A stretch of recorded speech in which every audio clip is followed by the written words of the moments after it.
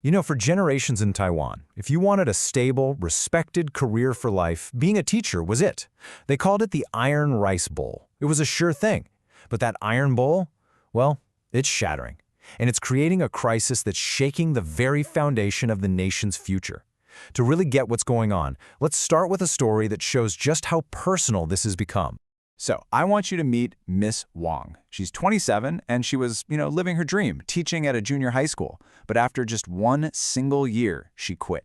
She was completely overwhelmed, just drowning in paperwork, dealing with intense pressure from parents, and feeling, honestly, a total lack of respect.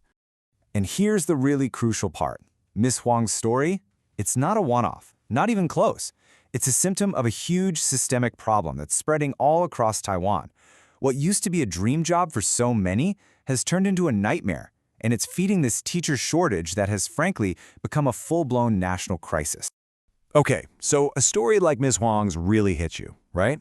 But the statistics behind this crisis, wow, they are truly staggering. The numbers really reveal just how deep this whole problem goes. Okay, get this, 74,000. That's how many people in Taiwan right now have a teaching certificate but have decided not to become teachers. Think about that. That's an enormous pool of qualified, trained talent that the education system just can't convince to walk into a classroom. And this next number, it really shows the desperation schools are feeling on the ground. Some schools have had to post a single job opening, wait for it, more than 45 times just to find one teacher. Can you even imagine that scramble right before the school year is about to start? It's chaos. And it's not just about finding teachers, it's about people not even wanting to become teachers in the first place.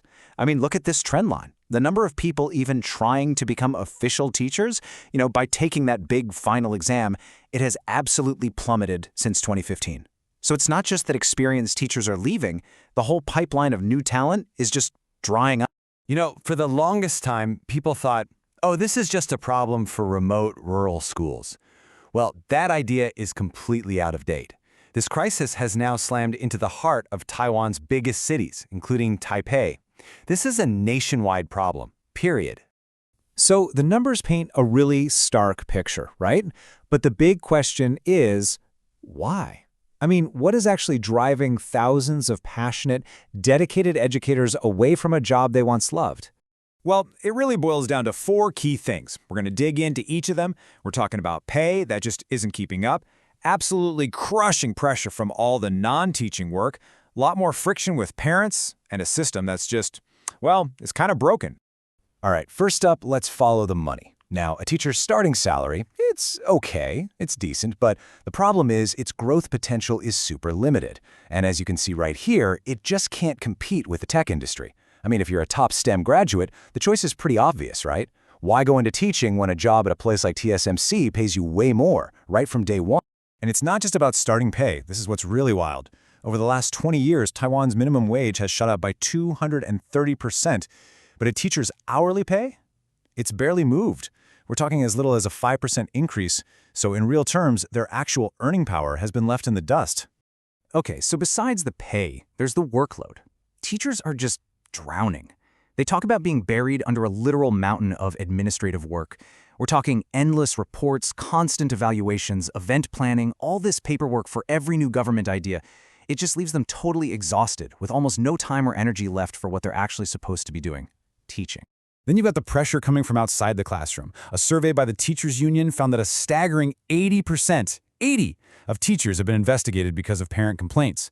This just creates this environment of fear. A lot of them feel like their professional judgment is constantly being questioned, and it leads to this saying, the more you do, the more you get wrong. Basically, why bother trying if you're just going to get in trouble for it? And this brings us to a huge flaw in the system. To save money and avoid hiring full-time staff, schools have become super reliant on what they call substitute teachers.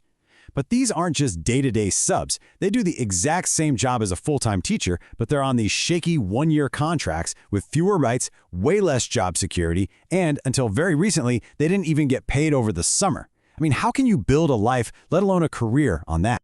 So, okay, we've got teachers leaving because of low pay, immense pressure, and a broken system. But what's the fallout from all this? How does a crisis inside the classroom ripple out and end up affecting the entire nation? And you might be sitting there thinking, Okay, that sounds tough for schools and teachers, but why should I care, right? Why does a teacher shortage actually matter to the economy, to national security, to Taiwan's entire future? Well, here's why. It kicks off this really dangerous domino effect. It starts with the teacher shortage, right? That forces schools who are desperate to hire people who might not even be qualified. That, of course, lowers the quality of education.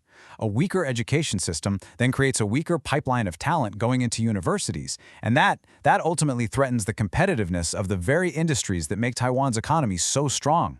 Yeah, one expert put it perfectly. You just can't have world-leading high-tech industries if you don't have a world-class education system to back them up. The two are completely connected. A crisis in the classroom today is, without a doubt, a crisis of national competitiveness tomorrow. Okay, the situation is obviously critical, but it's not hopeless. So what are the solutions being talked about? What's on the table? How can Taiwan start to fix its future by, well, fixing its schools? Well, experts have a bunch of ideas, and they mostly fall into two camps. First, you have to improve the day-to-day life of a teacher. That means cutting all that administrative nonsense so they can actually teach, and of course boosting their pay, especially for subjects that are in high demand like STEM. Then there's the long-term stuff, strengthening the whole profession. This means creating real career paths, hiring more full-time teachers instead of relying on substitutes, and maybe even using the declining birth rate as a chance to create smaller, better classes.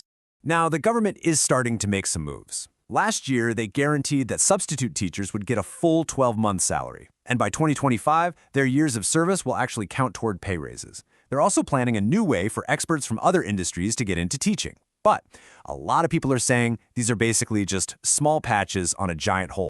And this really gets to the heart of it all. Policy changes are great, they're necessary, but they're not enough on their own. The real fix here needs a massive cultural shift. It's about society once again valuing teaching as a vital, respected profession, not just a fallback option. So I want to leave you with this question. If education really is the foundation of a nation's strength, of its future, what does it mean when the very people we trust to build that foundation are walking away in droves? What kind of future are we actually building?